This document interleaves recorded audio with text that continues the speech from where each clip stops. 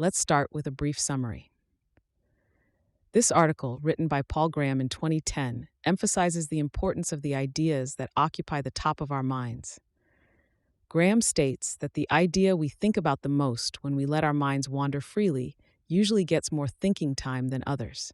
Therefore, he suggests that it could be disastrous if a wrong idea becomes the number one topic in our minds. He notes that it could be especially dangerous if an idea takes the top spot in our minds when it comes to matters related to money and disputes. Graham focuses on how we can manage our mental energy to concentrate on truly important ideas and avoid disputes. Before we dive in, I want to share a quick note about how this podcast is created.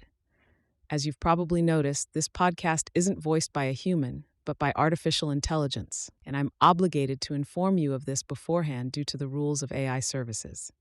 This podcast is made possible by our sponsor, Wope.com, an AI startup that combines content marketing with artificial intelligence to significantly boost traffic and revenue of your startups. For all the latest content, be sure to follow me at x.com/yigitkoner. Now let's turn our attention back to the essay, The Dominating Thoughts in Your Mind, The Power and Perils of Mental Focus. Original title, The Top Idea in Your Mind.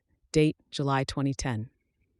I realized recently that what one thinks about in the shower in the morning is more important than I'd thought. I knew it was a good time to have ideas. Now I'd go further.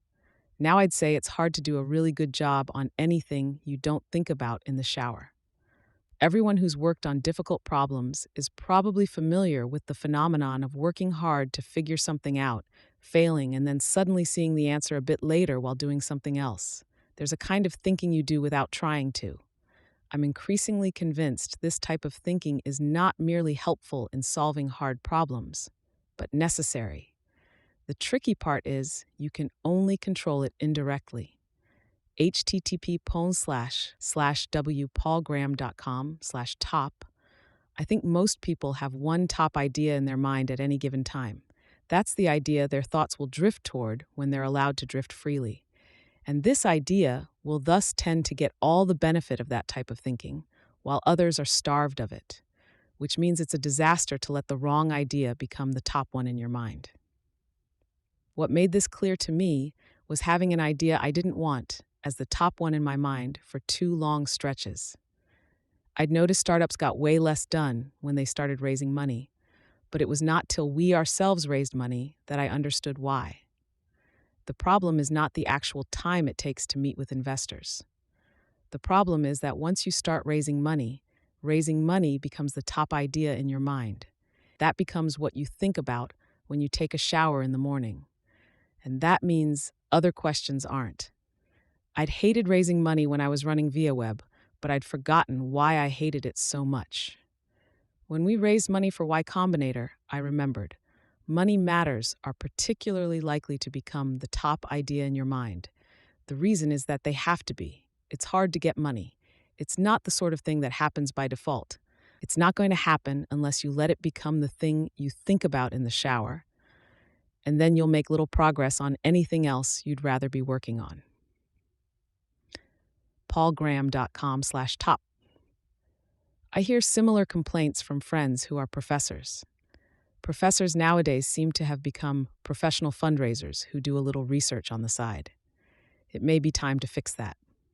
The reason this struck me so forcibly is that for most of the preceding 10 years, I'd been able to think about what I wanted. So the contrast when I couldn't was sharp. But I don't think this problem is unique to me, because just about every startup I've seen grinds to a halt when they start raising money. Or tallgraham.com/corpdevda. You can't directly control where your thoughts drift. If you're controlling them, they're not drifting. But you can control them indirectly by controlling what situations you let yourself get into. That has been the lesson for me. Be careful what you let become critical to you.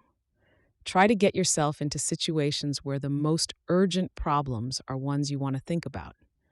You don't have complete control, of course. An emergency could push other thoughts out of your head. But barring emergencies, you have a good deal of indirect control over what becomes the top idea in your mind. I've found there are 2 types of thoughts especially worth avoiding. Thoughts like the Nile perch in the way they push out more interesting ideas. One I've already mentioned, thoughts about money. Getting money is almost by definition an attention sink. The other is disputes. These two are engaging in the wrong way.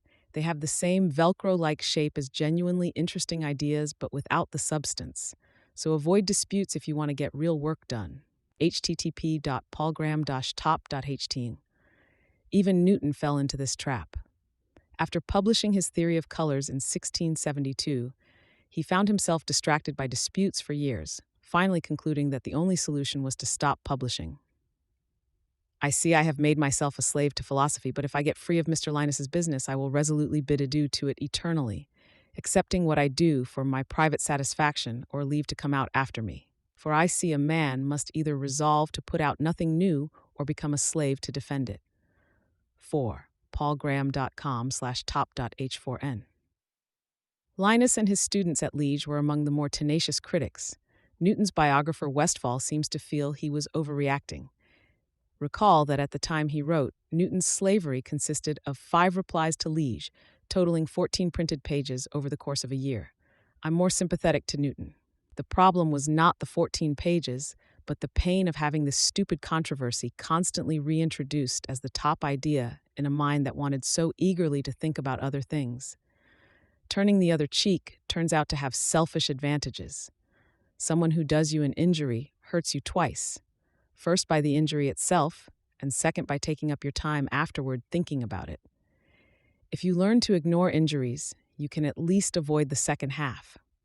I've found I can, to some extent, avoid thinking about nasty things people have done to me by telling myself, this doesn't deserve space in my head. I'm always delighted to find I've forgotten the details of disputes, because that means I hadn't been thinking about them.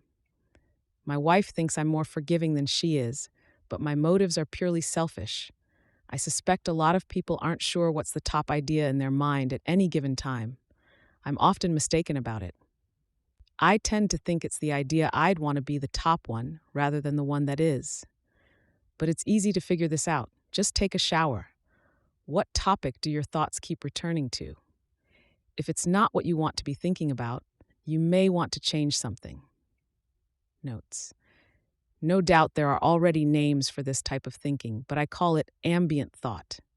This was made particularly clear in our case because neither of the funds we raised was difficult, and yet in both cases the process dragged on for months. Moving large amounts of money around is never something people treat casually. The attention required increases with the amount, maybe not linearly, but definitely monotonically. Corollary. Avoid becoming an administrator, or your job will consist of dealing with money and disputes. Letter to Oldenburg quoted in Westphal, Richard, Life of Isaac Newton, in 107. Thanks to Sam Altman, Patrick Collison, Jessica Livingston, and Robert Morris for reading drafts of this.